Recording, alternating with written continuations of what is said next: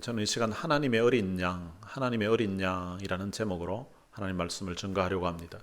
지난 주일에는 세례 요한이 첫 번째 그 예수님에 대해서 증언한 것에 대해서 말씀드렸습니다.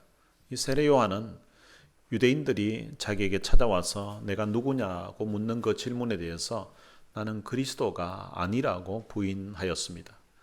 그랬더니 그 유대인들이 그러면 내가 엘리야냐라고 물었는데 그 질문에도 아니라고 부인을 했습니다. 그러면 내가 그 선지자냐라고 물었는데 그 질문에도 역시 그는 아니라고 부인을 했습니다. 세례 요한은 자신이 아니라고 부인을 하면서 자기 뒤에 오시는 그 주님을 소개하면서 나는 그의 신발끈을 풀기도 감당하지 못하겠노라고 하면서 자신의 증언을 통하여서 주님의 이름을 높이는, 주님을 높이는 그런 일을 했습니다. 세례 요한은 나는 아니라고 부인하면서 주님을 높였는데, 근데 똑같이 세 번씩이나 부인했던 베드로 같은 경우에는 자기는 아니라고 하면서 오히려 자기 살겠다고 주임을 부인했다는 말씀을 지난 주일에 전했습니다. 오늘 본문은 세례 요한이 둘째 날 증언한 기록을 말씀하고 있습니다. 세례 요한이 있는 곳으로 예수님이 이제 오고 계셨습니다. 그 예수님이 오고 계시는 그 광경을 세례 요한이 보고서 사람들에게 이 예수님이 어떤 분이신지에 대해서 소개를 합니다. 요한복음을 기록한 이 사도 요한은 세례 요한이 예수님이 누구신지를 증언하는 것을 통하여서 요한복음을 읽는 독자들에게 예수님이 어떤 분이라는 것을 세례 요한의 그 입에서 증언되는 말을 통하여서 지금 소개하고 있는 것입니다.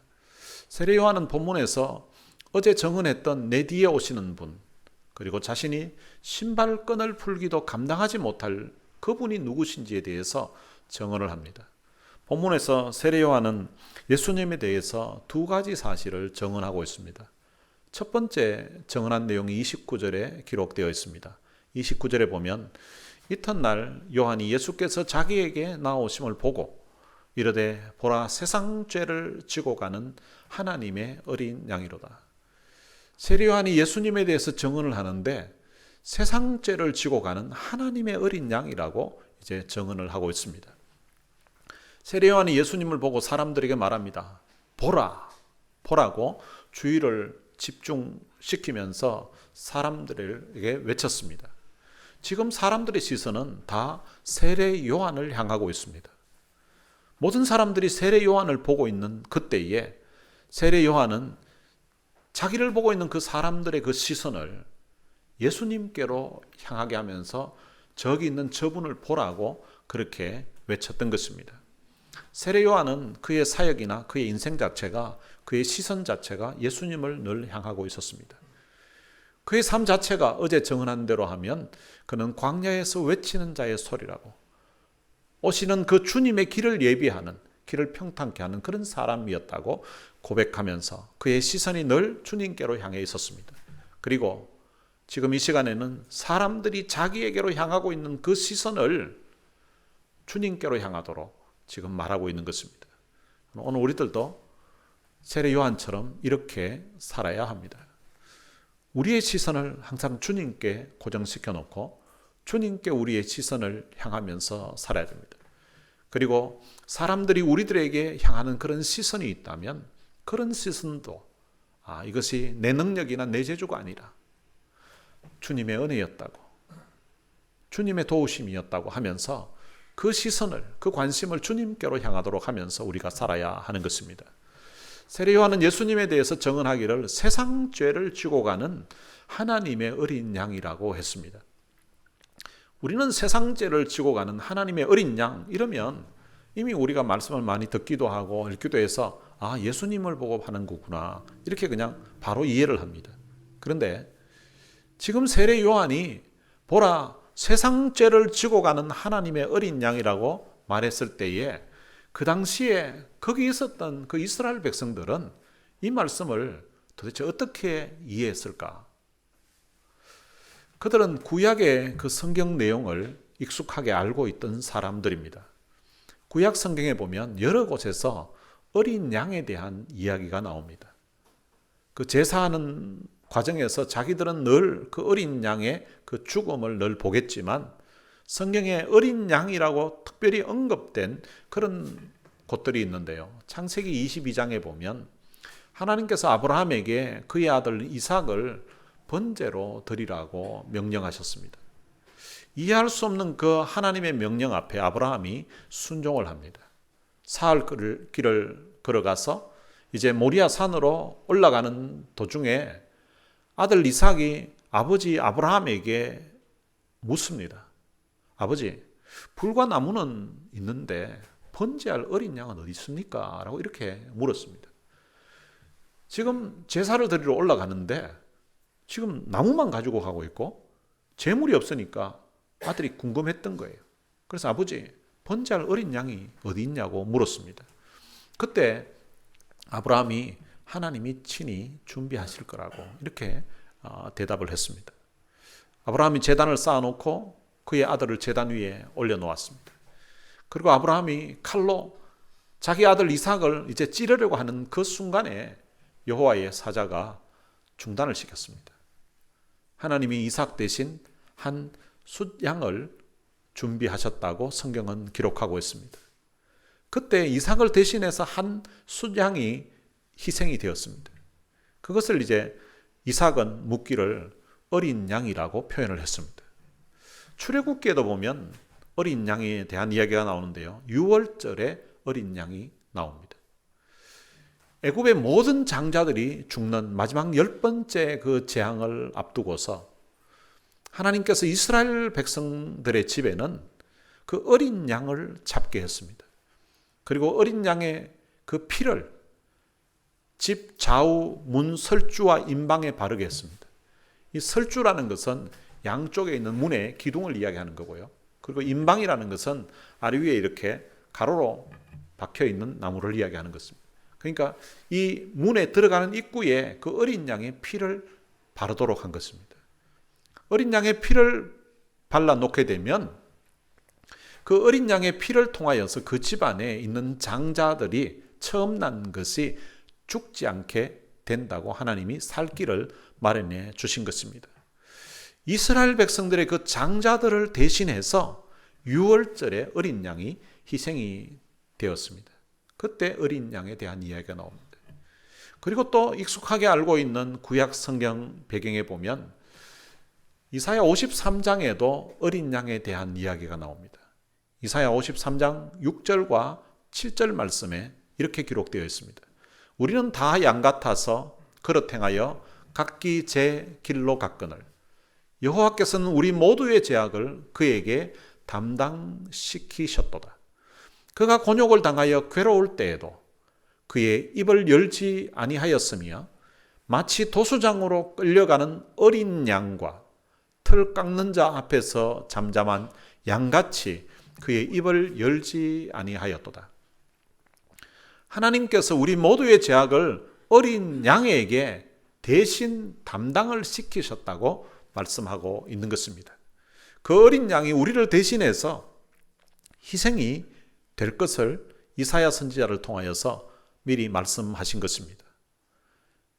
앞에 지금 말씀드렸던 그 양들과 그리고 지금 기록된 이 말씀 속에 있는 어린 양의 그 공통점이 있습니다. 어떤 점이 공통점인가 하면 모두가 다 희생양이라는 것입니다. 이삭을 대신해서 어린 양이 대신 죽었습니다. 애굽에서 이스라엘 백성들의 그 장자들을 대신해서 어린 양이 대신 양들이 죽었습니다. 그리고 이사야 선지자는 죄인된 우리 사람들을 대신해서 어린 양이 희생될 것을 예언을 해 놓은 것입니다. 본문에서 세례 요한은 예수님을 가리키면서 보라, 세상 죄를 지고 가는 하나님의 어린 양이라고 했습니다. 아마 이 말씀은 이사야 53장에 나오는 우리 모두의 죄악을 담당시키시고 도수장으로 이제 끌려가게 되는 그 어린 양을 아마 그 당시에 있었던 이스라엘 백성들이 생각나게 했을 것입니다. 이사야에서 예언했던 장차 오실 그 메시아는 우리의 죄악을 친히 담당하시고 대신 고난을 당하게 됩니다. 죄는 우리가 지었는데, 그런데 죄의 형벌은 하나님의 어린 양이 대신 받게 된다는 것입니다. 그 사실을 이사야 53장 5절에서는 이렇게 기록하고 있습니다. 그가 찔림은 우리의 허물 때문이요, 그가 상함은 우리의 죄악 때문이라. 그가 징계를 받음으로 우리가 평화를 누리고 그가 채찍에 맞음으로 우리가 나음을 받았도다. 지금 세례 요한이 증언하고 있는 세상 죄를 지고 가는 하나님의 어린 양은 바로 이사야가 예언했던 그 어린 양을 말하는 것입니다. 우리 모두의 죄악을 담당하시고 도수장으로 끌려가는 그 어린 양을 말하고 있는 것입니다. 세상 죄를 지고 가는 이 하나님의 어린 양의 대속의 죽음을 통하여서 우리가 구속, 곧 죄사함을 받게 된 것입니다. 세례 요한은 세상 죄를 지고 가는 어린 양이 바로 하나님의 어린 양이라고 이렇게 표현했습니다. 여러분, 하나님의 어린 양이라는 말은 하나님이 준비하시는 양이라는 거예요. 하나님이 예비하신 양, 하나님으로부터 오는 양이라는 것입니다. 아브라함이 이삭을 번제로 드리러 갈 때에 이삭이 아브라함에게 물었습니다. 번제할 어린 양은 어디에 있습니까? 그때 아브라함이 놀라운 고백을 합니다. 창세기 22장 8절에 보면 내 아들아, 번제할 어린 양은 하나님이 자기를 위하여 친히 준비하시리라. 번제할 어린 그 양을 하나님이 자기를 위하여서 친히 준비하신다는 거예요. 아브라함이 어쩌면 얼떨결에 고백했는지 모르지만 하나님이 친히 준비하신다고 했는데 아브라함의 그 고백과 같이 정말 이삭을 대신해서 하나님이 친히 어린 양을 준비하셨습니다. 이삭을 대신해서 죽을 그 어린 양을 친히 준비하셨던 그 하나님이 죄의 짐을 지고 허덕이고 있는 우리 인생을 구원하시기 위해서 우리의 죄를 지고 갈 어린 양을 하나님이 친히 준비하신 것입니다. 하나님은 우리에게 아무런 대가를 요구하지 않으시고 값없이 우리를 위해서 어린 양을 친히 준비하신 것입니다. 하나님의 어린 양은 하나님이 우리에게 선물로 주신 것입니다. 여러분, 선물이라는 말은 공짜라는 말입니다. 하나님의 어린 양은 하나님이 친히 준비하셔서 우리에게 대가를 요구하지 아니하시고 공짜로 값없이 주신 최고의 선물인 것입니다. 그 하나님의 어린 양이 누구신가 하면 바로 세례 요한의 눈앞에 있는 그 예수님이라는 것입니다. 예수님은 하나님의 어린 양으로서 우리를 위해서 우리의 죄를 친히 담당하시고 십자가에 돌아가신 분이십니다. 세례 요한은 자신과 예수님을 비교하면서 예수님이 얼마나 뛰어나신 분이신가를 이제 30절에서 설명을 합니다. 내가 전에 말하기를 내 뒤에 오는 사람이 있는데 나보다 앞선 것은 그가 나보다 먼저 계심이라 한 것이 이 사람을 가리킵니다. 세례 요한은 예수님이 자기 뒤에 오시는데 근데 그분이 나보다 앞선 분이라고 그렇게 이야기합니다. 그가 나보다 먼저 계셨다고 이렇게 또 표현하고 있습니다. 여러분, 세례 요한은 예수님보다 이 땅에 6개월 먼저 태어난 사람입니다. 그러니까 이 땅에 태어난 걸로 보면 세례 요한이 예수님보다 6개월 앞선 사람입니다. 그리고 세례 요한은 예수님이 사역을 시작하기 전에 이미 이스라엘의 모든 사람들에게 알려져 있는 굉장히 유명한 사람이었습니다. 그래서 사람들이 세례 요한의 말씀을 듣고 그리고 또한 그가 베푸는 세례에 관심을 가지면서 혹시 저 사람이 그리스도 아닌가, 그리스도인 것 같다고 할 만큼 그 당시 이스라엘 사람들에게 널리 알려진 그런 사람이었습니다. 이 땅에 태어난 것만 봐도 세례 요한은 예수님보다 먼저 오신 분입니다. 그런데 세례 요한은 예수님이 자기보다 앞선 분이라고, 그분은 먼저 계셨던 분이라고 그렇게 말씀하고 있습니다. 예수님이 세례 요한보다 태어난 것도 6개월 뒤에 태어났고, 그리고 사역면에서도 세례 요한은 아주 명성이 높을 그때에 예수님이 이제 막 등장하는 그런 상황이었습니다. 그럼에도 불구하고 세례 요한은 예수님을 가리켜서 나보다 앞선 분이라고, 그분은 나보다 월등하게 아니 비교할 수 없는, 어제 했던 표현대로 하면 나는 그분의 신발끈을 푸는 것조차도 감당하지 못할 나보다는 앞선 탁월한 분이라고 소개를 하였습니다. 예수님은 이 땅에 태어나기 전에 그 존재에 있어서 세례 요한보다 먼저 계신 분이라는 것을 이 세례 요한이 알고 설명하고 있는 것입니다. 그는 나보다 먼저 계신 분이라는 거예요. 내가 이 땅에 태어난 것, 그것이 문제가 아니라 내가 태어나기도 전에 그는 나보다 먼저 계셨던 분임을 지금 사람들에게 소개하고 있는 것입니다. 세례 요한이 예수님이 자기보다 앞선 분이라고 하는 것은 그분의 존재가 이 땅에서 태어나기 이전부터 먼저 있었다는, 먼저 계셨다는 것을 지금 말씀하고 있는 것입니다. 이 말은 예수님은 이 땅에 태어나기 전에 하나님으로 계셨던 분임을 말씀하고 있는 것입니다.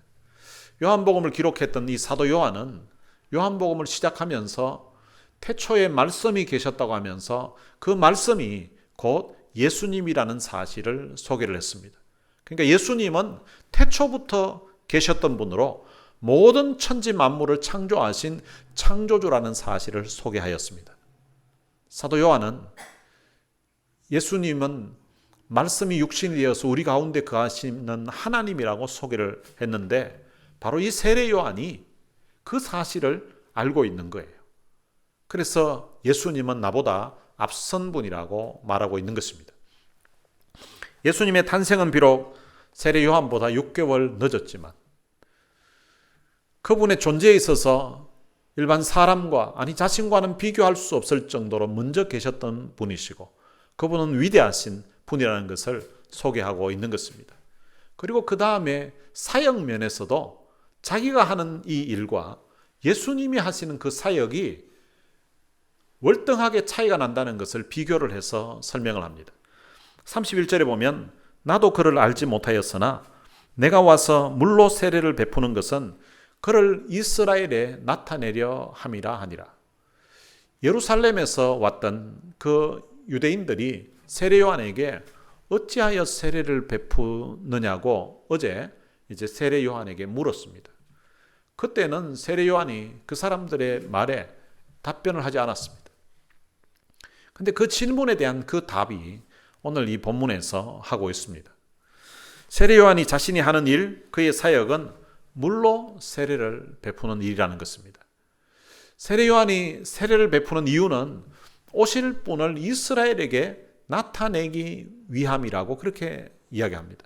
자신은 물로 세례를 베풀고 그리고 자기가 세례를 베푸는 이 일을 통하여서 이제 오시는 그분을 이스라엘에게 소개하기 위해서 자기가 이 일을 하고 있다는 것입니다. 그러니까 이 세례 요한 같은 경우에는 자기가 이제 무대를 꾸며놓고 사람들로 하여금 기대하면서 주인공이 오기를 이제 기다리게 하는 것입니다. 그리고 주인공이 이제 왔을 때에는 세례 요한은 그 주인공을 소개하고 자기는 그 역사의 무대에서 퇴장하는 일, 그것이 그가 맡은 사명이라는 것입니다. 이스라엘이 알아야 될 분은 지금 사람들에게 알려져 있는 자기 자신이 아니라 바로 예수님이라는 것입니다. 사람들은 세례 요한이 하는 일, 그리고 그가 베푸는 세례를 보면서 모두가 다 주목하고 있었습니다. 그러니까 요즘식으로 표현하면 이 세례 요한이 사람들에게 굉장히 인기를 많이 얻고 있던 그런 상황이었는데, 그런데 이 요한은 자기에게로 향하는 그 관심, 자기로 향하는 그 시선을 예수님께로 돌리고 있는 것입니다. 세례 요한은 그의 증언을 통하여서 예수님이 자기와 비교할 수 없는 탁월하시고 우월하신 분임을 증언하고 있습니다. 여기까지 세례 요한의 증언을 들었을 때에 우리가 이런 생각을 할 수 있습니다. 그 생각은 세례 요한이 예수님이 그리스도라는 사실을 그러면 도대체 어떻게 알았을까? 세례 요한의 증언이 확실하려면 세례 요한이 자기가 이분은 그리스도라는 것을 자기가 확신하게 된 그 근거가 있어야 되는 것입니다. 이분이 그러면은 그분인 줄 어떻게 아냐고 했을 때에 내 생각해보니까 저분 맞는 것 같다고 뭐 이 정도 이야기하면 이걸 확실한 근거라고 할 수가 없습니다. 그래서 세례 요한은 이에 대해서 말을 합니다. 나도 그를 알지 못하였으나 이렇게 말합니다. 자기도 전에는 자기가 지금 소개하고 있고 또 주의 길을 예비하라고 하는데 근데 그 주님이 누구신지를 자기가 몰랐다는 것입니다.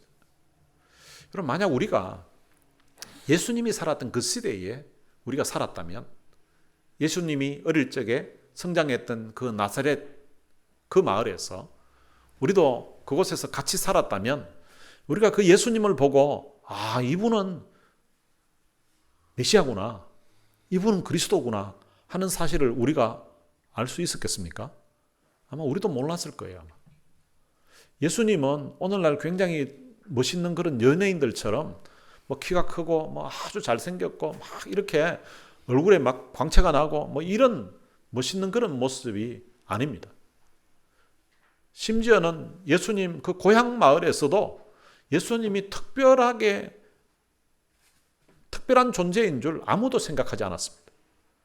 사람들은 아, 저 사람 그 목수 아들 아니냐고 이러면서 나중에 예수님이 굉장히 유명해지고 있는 그런 상황인데 그런 상황에서도 아, 저 사람 그 집 목수 아들이잖아 이러면서 사람들이 다 무시하고 예수님을 배척했었습니다. 예수님은 사람이 되신 하나님이시지만 외적으로는 굉장히 평범한 그런 사람의 모양을 하고 있었습니다. 예수님은 유대인 그 부모님에게서 태어났고요. 그리고 예수님은 예루살렘에서 거리가 상당히 먼 그 시골에서 성장했습니다.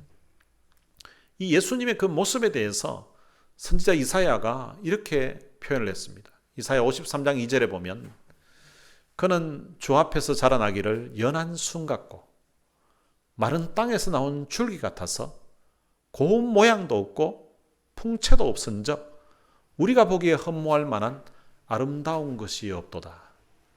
그러니까 이 예수님에 대해서 지금 말씀하고 있는 건데요. 그는 주 앞에서 자라나기를 연한 순 같다는 것입니다. 이 연한 순이라는 것은 이제 새싹이 이제 나올 때에 그 순이니까 얼마나 그 힘이 없겠습니까? 그러니까 예수님 자체에서 뭐 굉장한 어떤 막 카리스마가 보이고 능력이 보이는 그런 모습이 아니었다는 거죠. 마른 땅에서 나온 줄기. 여러분 사실은 이 웬만한 줄기들이 이게 좀 기반이 튼튼해야 이게 힘이 있지. 이게 마른 땅에서 나왔다는 물기가 별로 없는 거예요. 물기가 없는 곳에서 나온 이런 나무들이 보면 별로 힘이 없잖아요. 그리고 외모도 보니까 고운 모양이 없대요. 그리고 풍채도 없다는 거예요. 그러니까 딱 보니까 그 풍채가 아주 사람이 좋은 사람 있잖아요. 그런 게 없다는 거예요. 그래서 우리가 보기에 흠모할 만한 아름다운 것이 없다라는 것입니다. 그러니까 하나님이 알려주기 전까지, 다른 말로 하면 하나님이 계시가 있기 전까지 예수님 자신을 전혀 드러내시지 않고 마치 그 하나님이 드러내시는 그 시간까지 비밀에 쌓여 있었다고 볼 수도 있습니다. 그러므로 예수님이 누구신지를 알아보는 사람이 아무도 없었다는 것입니다. 다시 말하면 세례 요한이 전에는 알지 못했지만 근데 지금은 이제 알고 있다는 말이에요. 지금 알고 있는 것은 하나님이 자기로 하여금 그 예수님이 누구신지 그리스도가 누구신지 하나님이 계시로 보여주셨다는 것입니다. 그래서 세례 요한의 증언이 확실하다는 것입니다. 세례 요한의 두 번째 증언에서 그 근거가 무엇인지를 32절에서 설명하고 있습니다. 요한이 또 증언하여 이르되 내가 보매 성령이 비둘기같이 하늘로부터 내려와서 그의 위에 머물렀더라. 세례 요한은 자신이 본 것을 지금 증언을 하고 있습니다. 그가 성령이 비둘기같이 하늘로부터 내려와서 예수님 위에 머무는 것을 자기가 보았다는 것입니다. 여러분 이것이 왜 중요한지 이어지는 그 말씀을 보면 우리가 알 수 있습니다. 33절에 보면 나도 그를 알지 못하였으나 나를 보내어 물로 세례를 베풀라 하신 그이가 나에게 말씀하시되 성령이 내려서 누구 위에든지 머무는 것을 보거든 그가 곧 성령으로 세례를 베푸는 이인 줄 알라 하셨다는 것입니다. 세례 요한이 물로 세례를 베풀라고 세례 요한에게 물로 세례를 베풀라고 명령을 하셨던 분, 자기에게 말씀하셨던 분이 있다는 거예요. 그리고 세례 요한을 택해서 그에게 사명을 주고 주의 길을 예비하라고 부르셨던 분이 계시는데 그분이 바로 하나님이라는 것입니다. 근데 그 하나님이 그에게 말씀하셨습니다. 성령이 내려와서 그 사람 위에 머무는 것을 보면 그 사람이 바로 내가 말한 그리스도라고, 그 사람이 바로 하나님의 어린 양이라고, 그렇게 이제 하나님이 알려주셨다는 것입니다. 세례 요한이 전에는 그가 누구인지 몰랐지만 하나님이 자기에게 알려주신 그 계시를 따라서 본인이 직접 봄으로써 이제는 그가 누구인지 알게 되었다는 것입니다. 세례 요한은 자신이 직접 본 것을 지금 증언하는 것입니다. 그래서 두 번째 증언에서 세례 요한이 보았다는 말을 계속해서 반복을 합니다. 이 보다라는 단어가 오늘 본문에 보면 3번 나옵니다. 32절에 보면 32절과 33절, 34절에서 보았다는 단어가 계속 나옵니다. 내가 봄에 성령이 비둘기같이 그 위에 머물렀더라. 33절에도 보면 성령이 내려서 누구 위에든지 머무는 것을 보거든. 그리고 34절에서도 보면 내가 보고 그가 하나님의 아들이심을 증언하였노라 라고 말씀하고 있습니다. 세례 요한이 하나님께서 말씀하신 그대로의 일을 자기가 직접 보았기에 자기가 본 것을 근거로 해서 지금 예수님을 소개하고 있다는 것입니다. 그러면서 세례 요한은 또다시 자신과 비교하면서 그 예수님의 그 위대함을 이제 설명을 합니다. 그러면서 사역에 있어서 좀 더 구체적으로 이제 비교를 합니다. 세례 요한이 하는 일은 물로 세례를 주는 일이었습니다.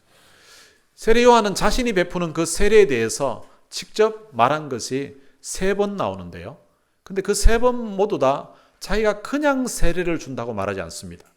자신이 물로 세례를 준다라고, 세례를 주면서 그냥 나는 세례를 준다 이렇게 표현하지 않고 물로 세례를 준다는 걸로 계속해서 이야기합니다. 세례 요한이 물로 세례를 준다는 것을 반복하는 이유가 있습니다. 그것은 지금 예수님과 비교하기 위함인 것입니다. 예수님은 물이 아니라 오늘 본문에 보면 그분은 성령으로 세례를 주시는 분이라고 말씀하고 있습니다. 자신은 물로 세례를 주는데, 그런데 자기 뒤에 오시는 분이라고 했던 지금 이 자리에 와 계신 저분은 물로 세례를 주는 것이 아니라 불로 세례를 주는 분이라는 것입니다. 물로 세례를 주는 데에는 한계가 있습니다. 물로 주는 그 세례를 받은 사람은 그 세례 받았다고 해서 사람이 온전하게 변화될 수는 없습니다. 하지만 예수님은 다르다는 것입니다. 예수님은 성령으로 세례를 주시는 분이라는 것입니다. 예수님이 주시는 그 성령 세례는 단순히 깨끗함을 상징하는 어떤 예식이 아니라는 것입니다. 이 성령 세례는 그 사람을 온전한 사람으로 만들어 가는 것입니다. 이 성령 세례는 사람의 마음에 성령이 임재하게 하셔서 죄로 인해 더러워진 그 마음을 깨끗하게 하는 그런 능력이 있는 것입니다. 성령 세례를 받은 사람의 마음은 바로 하나님의 거룩한 성전이 되게 만드는 것입니다.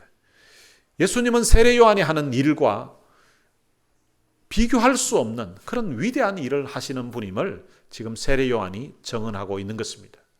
하나님이 보여주신 것을 이 세례 요한이 직접 보고 예수님에 대해서 이렇게 증언합니다. 34절에 보면 내가 보고 그가 하나님의 아들이심을 증언하였노라 하니라. 예수님이 하나님의 어린 양이시라고, 그리고 또한 예수님은 하나님의 아들이심을 자기가 보았다는 것입니다. 하나님이 하시는 그 말씀을 듣고서 예수님이야말로 하나님의 아들이시라는 것을 자기가 보고서 이렇게 증언한다는 것입니다. 예수님이 세례 요한에게 세례를 받으셨습니다. 예수님이 세례 요한에게 세례를 받으시는 그 상황이 이 요한복음에는 기록되어 있지 않지만 다른 복음서에는 기록이 되어 있습니다. 마태, 마가, 누가복음에 보면 예수님이 세례를 받으실 때에 있었던 그 상황을 그대로 기록하고 있습니다. 예수님이 세례를 받을 때에 하늘에서 이제 성령이 마치 비둘기처럼 내려오시는 그 광경이 펼쳐졌습니다. 그리고 하늘에서 음성이 있었습니다. 그 하늘에서 하나님이 말씀하신 그 음성이 마태복음 3장 17절에 보면 이렇게 기록되어 있습니다. 이는 내 사랑하는 아들이요 내 기뻐하는 자라. 하나님의 음성이, 예수님이 세례를 받으시고 나올 때에 그때 성령이 그 위에 머물게 되면서 하나님의 음성이 들린 거예요. 이는 내 사랑하는 아들이요 내 기뻐하는 자라. 세례 요한은 자신이 그 하나님의 음성을 듣고 그리고 자신이 본 그것을 지금 증언하고 있기 때문에 너무나도 분명하고 확실한 증거인 것입니다. 예수님은 이사야가 예언한 것과 같이 세상 죄를 지고 가는 하나님의 어린 양이 있습니다. 그는 우리의 죄를 친히 담당하시고 십자가에 돌아가신 분이십니다. 그는 살아계신 하나님의 아들이십니다. 세례 요한은 예수님이 세상 죄를 지고 가는 하나님의 어린 양임을 오늘 본문에서 증언하고 있습니다. 그리고 또한 이 세례 요한은 예수님은 살아계신 하나님의 아들이심을 증언하였습니다. 여러분, 세례 요한이 증언한 세상 죄를 지고 가는 하나님의 어린 양이시며 하나님의 아들이신 그 예수님을 영접하는 자, 곧 그 이름을 믿는 자는 하나님의 자녀가 되는 권세를 주셨다고 사도 요한은 앞부분에서 말씀했습니다. 우리가 세상 죄를 지고 가는 하나님의 어린 양 되신 우리 주님이 또한 우리의 모든 죄를 담당하시고 십자가에 죽으심으로 우리가 구속고 죄사함을 받게 되었습니다. 세례 요한은 자신이 보고 들은 것을 오늘 본문에서 증언했습니다. 그리고 자기를 향해서 보고 있는 사람들의 그 시선을 그는 주님께로 향하도록 하였습니다. 그리고 자신은 이름도 없이 빛도 없이 역사의 무대에서 사라지는 인물로 성경에 기록되어 있습니다.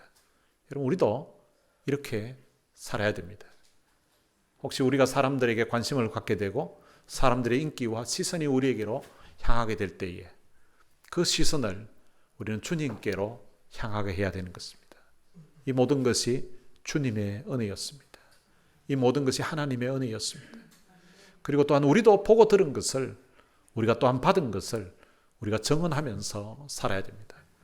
나를 사랑하사 나를 위하여 이 땅에 하나님의 어린 양으로 오셔서 나의 죄를 담당하시고 십자가에 돌아가셨던 그 예수님, 그리고 부활하셔서 지금도 오늘 우리의 삶에 함께하고 계시는 살아계신 그 예수님을 우리는 증거하면서 살아야 되는 것입니다. 여러분들의 입과 여러분들의 삶으로 여러분들이 향하는 사람들의 시선을 예수님께로 향하도록 하면서 또한 여러분들이 받은, 여러분들이 보고 들은 그 놀라운 주님의 사랑, 주님의 은혜들을 다른 사람들에게 전가하면서 살아가는 신실한 주님의 정인 되시기를 주님의 이름으로 축원합니다. 오늘 들은 말씀 생각하면서 찬양을 한 곡 부르겠습니다. 모든 능력과 모든 권세라는 찬양입니다. 모든 능력과 모든 권세, 모든 것 위에 뛰어나신 주님, 세상이 측량할 수 없는 지혜로 모든 만물 창조하셨네.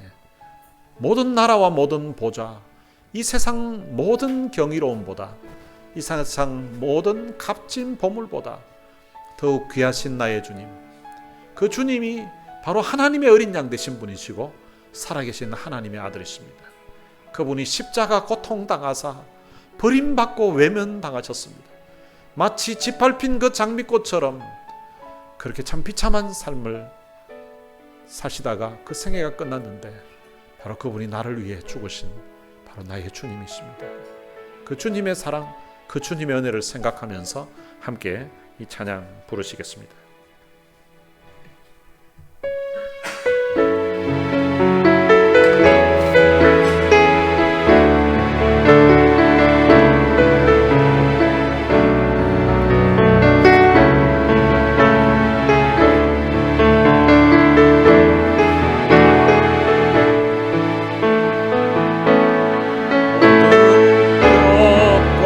모든 권세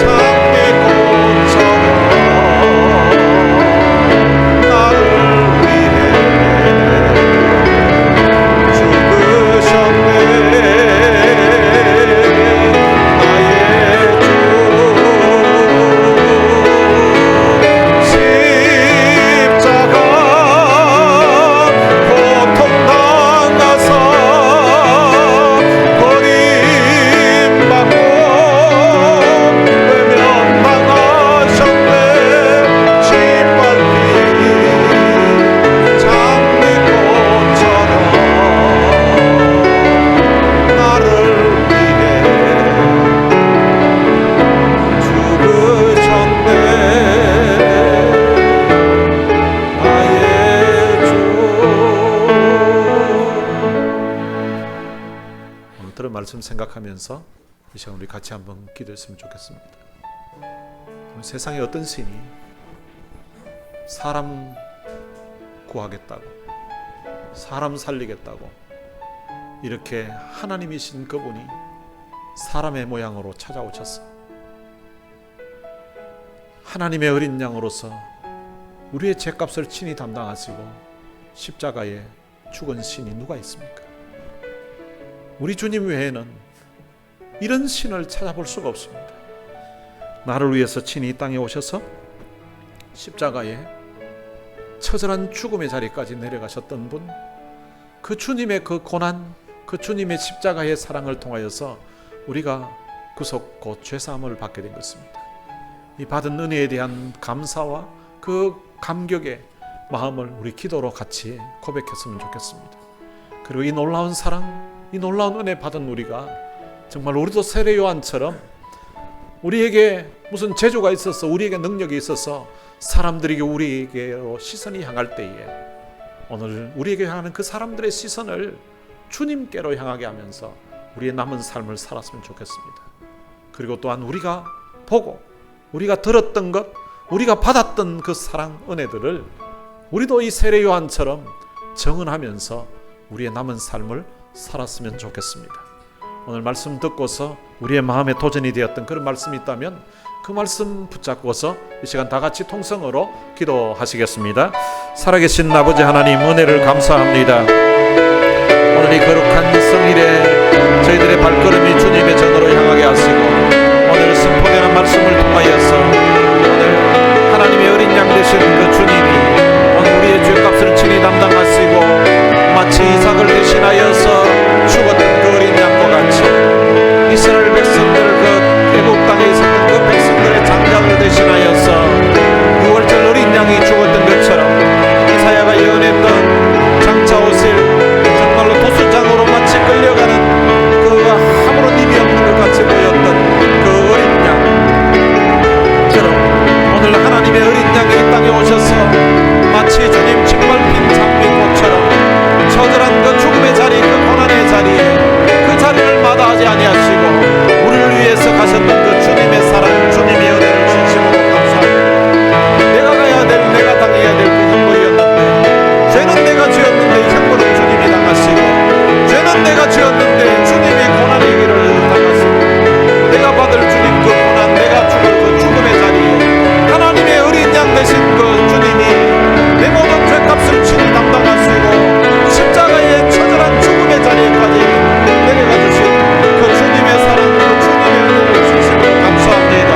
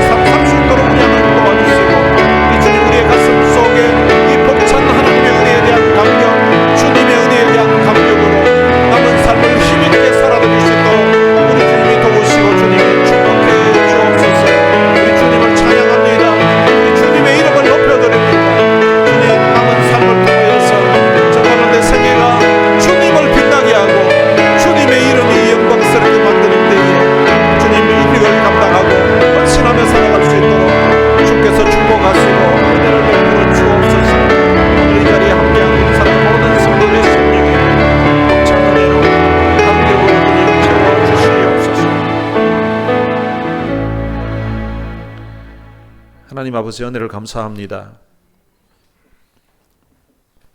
우리가 죄를 지었는데 우리의 허물이요 우리의 과실인데 그 모든 허물과 죄악을 하나님의 어린 양 되신 예수 그리스도에게 담당시키시고 예수님은 그 모든 죄를 친히 담당하시고 십자가의 죽음의 자리에서 우리의 모든 죄 문제를 해결해 주시고 우리에게 죄사함과 그리고 또한 하나님의 자녀가 되는 이 놀라운 은혜를 베풀어 주신 것 참으로 감사합니다. 우리도 그 시대에 살았다면 예수님을 알지 못했을 것인데 그런데 하나님께서 우리의 마음에 참 성령이 감동시켜 주셔서 이 땅에 오셨던 그 예수 그분이 그리스도시요 살아계신 하나님의 아들이심을 우리로 하여금 알게 하시고 또한 믿게 하시니 참으로 감사합니다.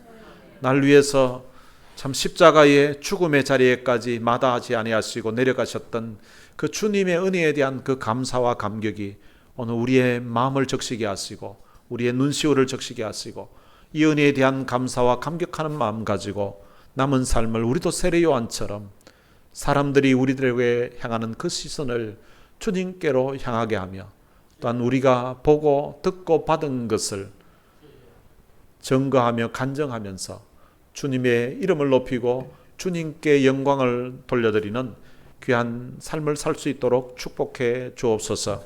우리 주 예수 그리스도의 은혜와 하나님의 무한하신 사랑과 성령님의 위로교통 충만하심이 받은 은혜 마음에 새기면서 우리도 세례 요한처럼 정말로 주님의 이름을 높이고 이름 없이 빛도 없이 주님의 영광을 위해서 살겠다고 마음에 다짐하는 하나님의 귀한 자녀들 머리 위에 이제로부터 영원토록 함께 있을지어다. 아멘.